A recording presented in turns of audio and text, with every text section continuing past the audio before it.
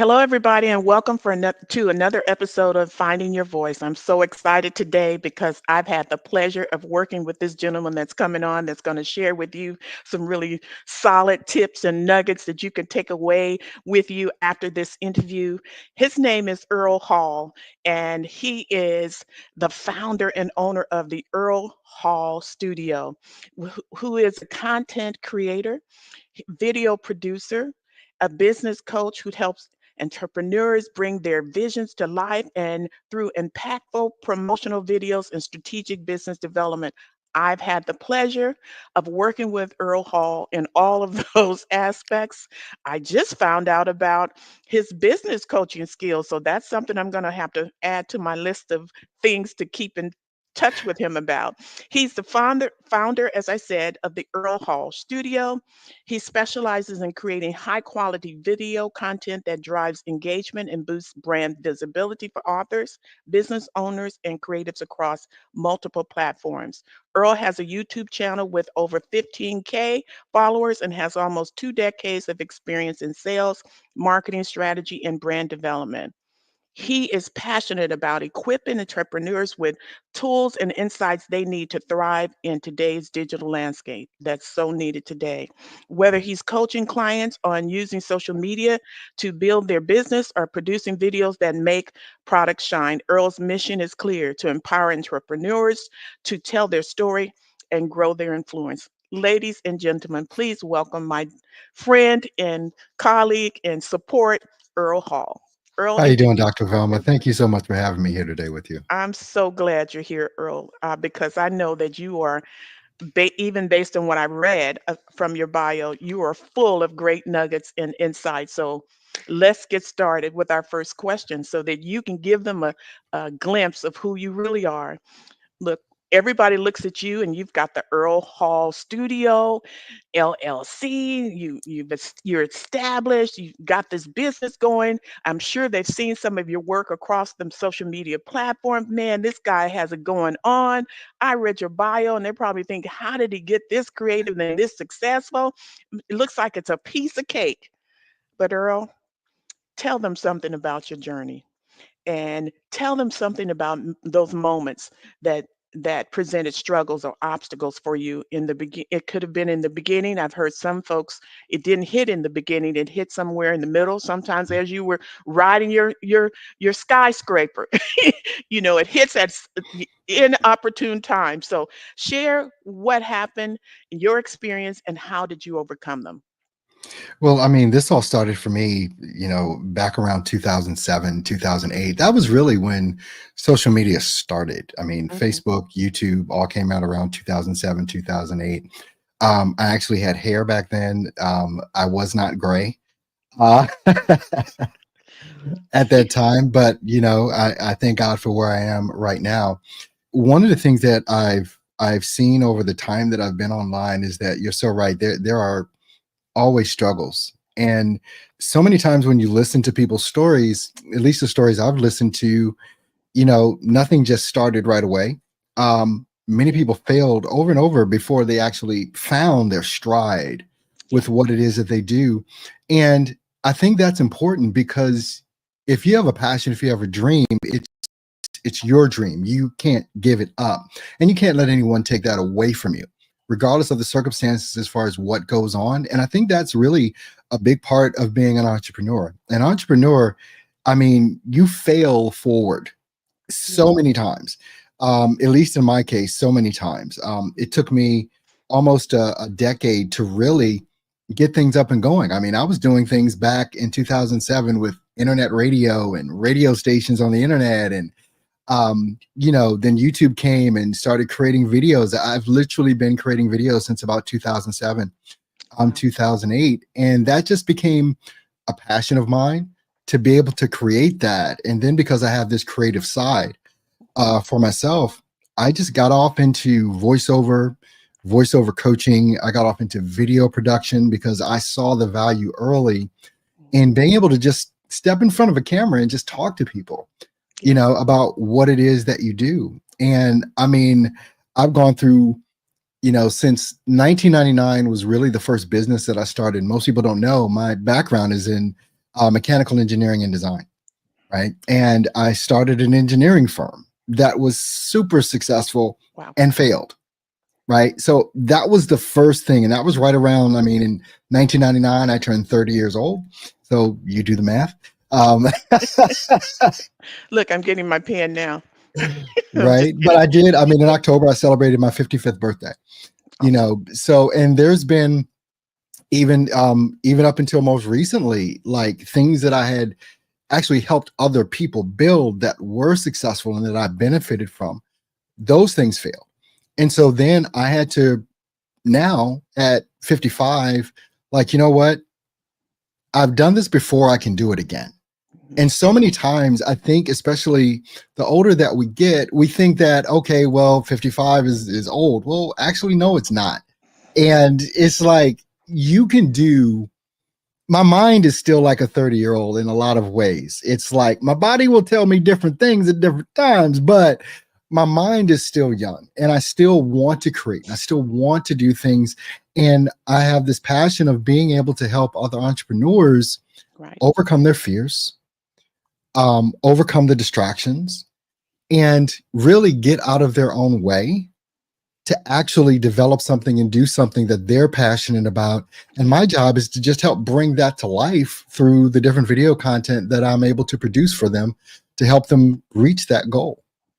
That's awesome, Earl. Just sounds like what I used to do for work. And then they tell you that I worked for state government as a deputy administrator, and Mhm. part of my job was leading the team that was helping those job seekers come in and figure out what's next, what Yeah. was the best path for them that would help them to be successful. We do the research based on the future of that job, and if it didn't have a future, we would steer them into a different direction. Well, when I retired in 2012, I put that hat down. I had 38 years and I thought, okay, this is enough. Mm. I'm done with all of this. I don't have to speak to anyone. I don't need to be online. I've done that, been there already. So I thought I was getting ready to bury all of that. But what I love about what God does with our passion, because He gives that to us, our abilities to us, and the gift that He's given us is so that we can share with other people. So Mhm. that's when my eyes open to the fact that now I have to write a book about dating and relationships and marriage. It started with my own daughters. And so that's how it began. And then it evolved into what I'm doing now. Then I had to get my certification as a dating, relationship, and marriage coach. My Mhm. husband was a pastor, so we were already doing pre-marriage counseling sessions, all of that. And I got frustrated with the fact that we're sitting before a couple asking us to fix a problem or resolve a problem. We're saying to ourselves, well, the problem is you're trying to marry the wrong person. And so, what do you do with all of that information? Just like what you just said, your passion then kicks in and you have to begin to share what you know. We've been blessed to be married 50 years. We both turned Awesome. 70, and we're just excited to be able to take that experience and that knowledge and share with others. So I'm very grateful that you did not give up. And I hope that others listening to what you just said, that there were many failures. So it was with me. I was just timid in the beginning. I'm going, Mm. man, I got to get back out there and I have to do this. But once I settled into what I knew I had to do, I knew that I had to figure it out because, again, it wasn't that friendly in the literary world unless I say it all the time, unless you dial 1-800 pay me first and I'll talk to you. So Yeah. I I appreciate what you're saying and what you've done. Even in the services you provided to me has been really beneficial and I'm very Oh, well, thank grateful. you. Thank you. So quality, top notch. I mean, my very first video, the sound just went got my attention. So I love it. So let me go to our next question, Earl. What can you suggest to others who may be unsure of their path? I heard you say that you started one project, that ended, started another. What do you say to that person who's just unsure? Well, I used to struggle, like I think a lot of people struggle with, what's my actual purpose? Like, what am I here for? And I think that's almost too big of a question. It's like, Yeah. you know what it is that you know, right? So the life experience that you have, you know what it is that you know. And so many people are afraid to just start somewhere. And I think a lot of people have this like end in mind. Mhm. that with no direction on how to actually get to that end. And so because they have no path to follow, or Right. they're trying to be too grandiose, they do Mhm. nothing Right. because it seems too big. It just Mhm. seems too massive to actually be able to get to that point. But you start where it is that you are, and please understand this is not going to happen tomorrow. Nope. It's not. I've said for over a decade to people that, like wanted to get into voiceover and do some things like that.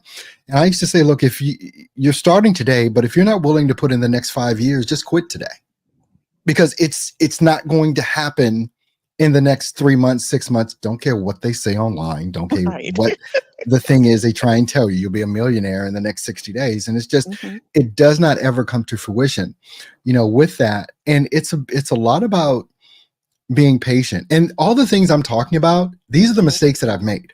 Right. Mhm. So I'm not talking from a perspective of this is what you ought to do. I'm talking, this is what I used to do. And Mhm. this is how I've come around to actually understanding that all these different things, in particular with patience and time, you have to let it all work together Yep. because people need to first understand who it is that you are. And even with some of the stuff that, you've probably seen me put out on Facebook recently about my full-time job and about Yep. the different struggles and things like that, those are traditionally things that I think people try and hide. Yep. Like, I'm not hiding that I'm starting over. That's part of my story. Right. And that's what people need to understand and know. And then it encourages those people that were where I am or are where I am, or, any of the different things in between. But you can start from where it is that you are Mhm. and just let that build upon itself. But the first thing being, people have to understand who it is that you are, what it is that Mhm. you do, and who it is that you do it for, Yeah. and all the reasons why. They have to understand those things. And so that's the part of the journey that I'm on right now, is just that. I agree with you, Earl, because I'm in the process of restructuring my business and brand for that Mhm, very reason. I started out thinking I was doing one thing and evolved into so much more than that. So mhm, now I have to change what I'm saying that my business is here to do. And so I have to restructure. So I'm looking at, okay, what's the name?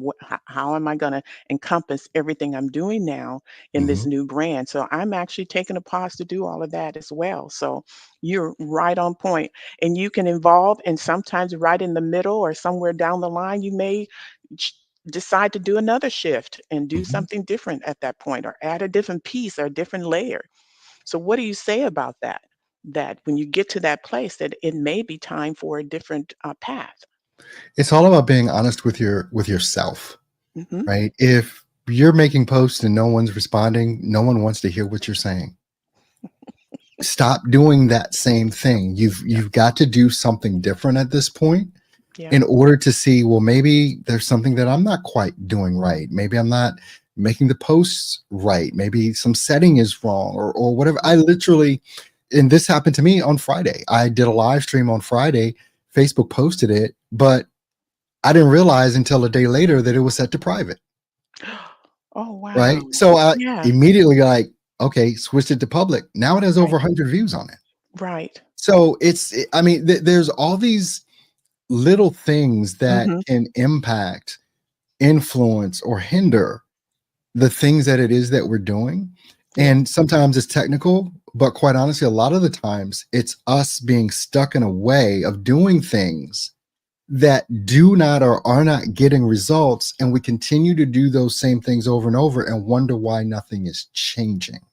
Yes. That's why I say that you have to be honest with yourself about what's going on with you, with yourself, with your business, your interactions, because social media is the world we live in now. And if Yeah. nobody's engaging with you, it means nobody cares. Right. That's just the harsh reality of it, It really is. right? And so we have to be able to take that, and we can't blame social media. It's us that's doing something wrong Yes. or not in an appropriate way that will actually get us to a desired result. I had to I had to learn based on the training we were getting in our boot camp Mm, to learn to go back and look at the insight, look at the data. around Exactly. that's surrounding the things that I post. And also on the social media platforms, there's different age groups in each of them, and you have to understand which age group you're reaching. I found that my TikTok following was huge compared to everything else. Hmm. Instagram, somewhat, it's okay. But then when I started looking at the age bracket in each of those following groups for each platform, I determined that they were at different levels. So Sure. my youngest group was in the TikTok realm. And so yes, they want to know about dating and marriage. And so that's that group. Biggest following in the 60s and 70s, I didn't 50s, 60s and 70s on social media, Facebook. I, that's who's looking for a mate, that group. Hmm. And so therefore I had to learn to speak to that level of my population. So I love what you said. You have to know your audience. You have to Hmm. know which platform benefits what you have to say. And that's something I had to slowly do. And so I ended up eliminating the ones that didn't serve me well Yeah. because that's not my audience. So, what do you say to the person who, and this is a new question, by the way, based on what you said, what do you say to the person who is here to serve a group of people or serve an audience, but have no clue where to go and find them? You just have to get on all the platforms and Hmm. see which one is going to perform for you. If you're starting days, day zero, day one, Hmm. and you have no audience, you have nothing going on, you have to try a lot of different things on a lot of different platforms. And I say a lot of different things because each platform has a lot of different things on it. I mean, you look at Instagram, you can do stories, you can do reels, you can do posts, video posts, you can do image posts, you can do live streams, you can do carousels. It's like, what is the thing that's going to attract? And that again is why it takes time That's true.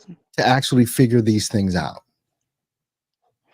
Not only time, Earl, but it also requires that you spend some time understanding it better. I wasn't as clear about social Mhm. media in the beginning, especially at my age. I wasn't, and I think I started out with 53 people on Instagram. I didn't understand the benefit of really having followers and making sure Yeah, you're following and that you're responding to posts because it's a two-way street. You can't just exactly. expect them to respond to you and you're not. So it took some time for me to get comfortable with that and build those numbers up. So I understand what you're saying. And so you're saying take your time, but do put in the time. Yeah. And so lastly, my question is I have what's called a wise counsel is the term that I use because back in the day, we had what we call grandma, grandpa, we had mama, daddy, we had seasoned people, auntie, uncle, somebody, Mhm. seasoned people in our lives that can speak from their experience. And because that's not the makeup anymore much, I refer to it as a wise counsel, and that's just simply surrounding yourself with people who understand, who has experience, who can help you, can vet some things that maybe you're considering, even some of the services you're offering, can vet Mhm. some of the things that you're thinking about doing. So that's wise counsel to me. And so based on that, what wisdom would you like to leave the audience surrounding what we talked about? That person that may be on the fence, that person who needs to hear some wisdom from you, who may be that person that's failed us several times and assume that that was just not for them to do, which is a lie, really, because Mhm. that's what you're saying. Sometimes you start, you stop, you start, you stop, but you have to figure it out. So Yes. what wisdom would you, as wise counsel, would you leave the audience today? Well, no matter what kind of business you have, I don't care whether it's online, offline, whatever it is, if you're not showcasing it on social media, you are not marketing or promoting your business. Hmm. I don't care if you have a food truck, uh, whatever it is that you're doing, if you're not firmly planted on social media, building that audience, showcasing what it is that you do, once again, who it is you do for, why it is that you do, how it is that you do it. If you're not showcasing these things, no one will know you're there. Yeah. We're past the days, even though I still see people doing it, handing out flyers in the shopping mall. It's like no one wants your flyer on their car. They don't. And so much time is spent in marketing on trying to force people to pay attention as opposed to allowing people to find and discover you based on the interests that they have that you actually can fulfill. Yeah. Right. And so The advice I have is I don't care what your phobia is, whether it's the sound of your voice, or your hair isn't done right, or the shirt doesn't match. Get on social media, because most of the things that you think people are paying attention to, they're not paying attention to it. No one is going to remark on my hat or my shirt. They're just not. They're focusing in, and with you, they're focusing in on the interview. They're focusing in on the words that are being said. It is the content that matters, and the content is Yep. the words.